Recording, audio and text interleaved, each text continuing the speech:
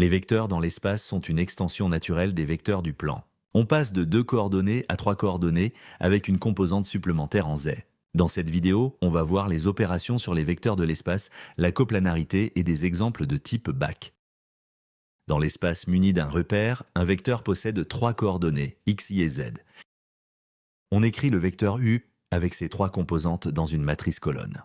L'addition et la multiplication par un scalaire fonctionnent exactement comme dans le plan, composante par composante avec une troisième ligne en plus.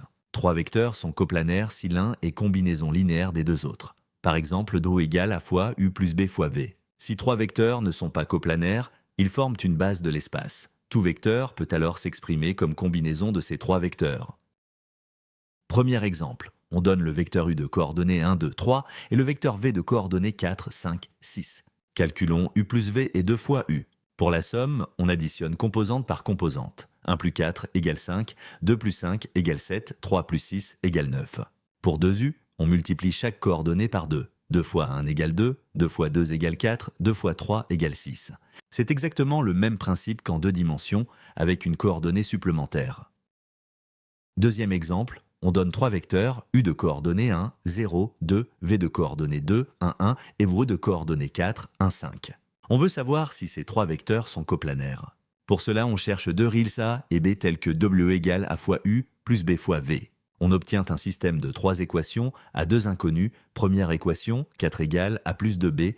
Deuxième équation, 1 égale B. Troisième équation, 5 égale 2A plus B. La deuxième équation donne directement B égale 1.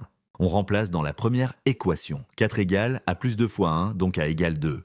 On vérifie avec la troisième équation. 2 fois 2 plus 1 égale 5, c'est bien vérifié. Les 3 équations sont compatibles, donc les 3 vecteurs sont coplanaires.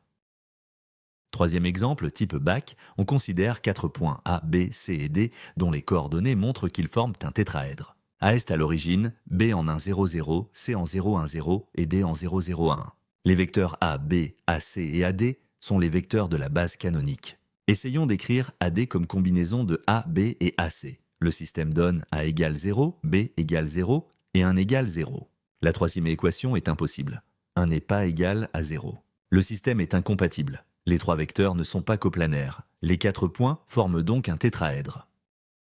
Attention à l'erreur la plus fréquente sur les vecteurs de l'espace. Beaucoup d'élèves oublient la troisième coordonnée quand ils calculent une distance dans l'espace. Ils appliquent la formule du plan à 2 dimensions.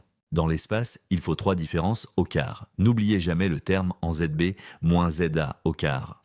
Toute formule du plan se généralise à l'espace en ajoutant la composante Z. Voici une astuce très utile pour les exercices du bac. Pour la coplanarité, on écrit un système de 3 équations à 2 inconnues. On resout les 2 premières, puis on vérifie dans la troisième. Si c'est vérifié, les vecteurs sont coplanaires. Sinon, ils ne le sont pas et forment une base de l'espace.